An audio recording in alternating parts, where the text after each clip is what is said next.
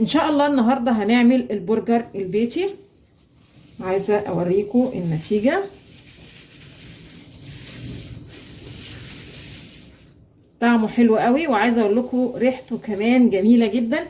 تعالوا مع بعض واحده واحده نشوف هنعمل ايه.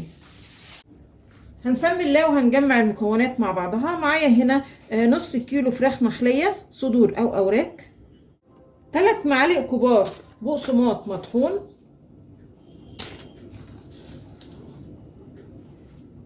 معلقه كبيره نشا، معلقه كبيره كزبره ناشفه، معلقه صغيره بصل بودر، معلقه صغيره توم باودر، ملح حسب ما تحبي.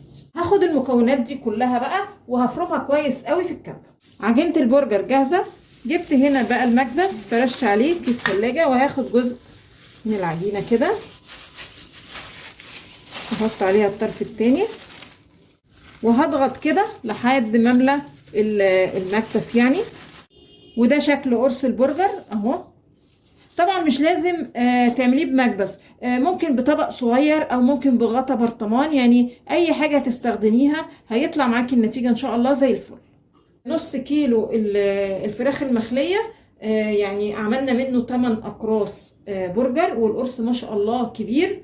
هجيب طاسة، اول ما تسخن هديها بس كده دهنة زيت. طبعا انا مش هقلي البرجر، انا عايزة بس اشوحه.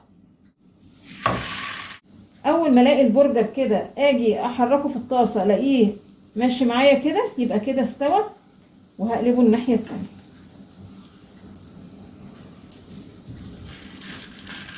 وده الشكل النهائي معانا للبرجر. بصوا شكله قمر ازاي.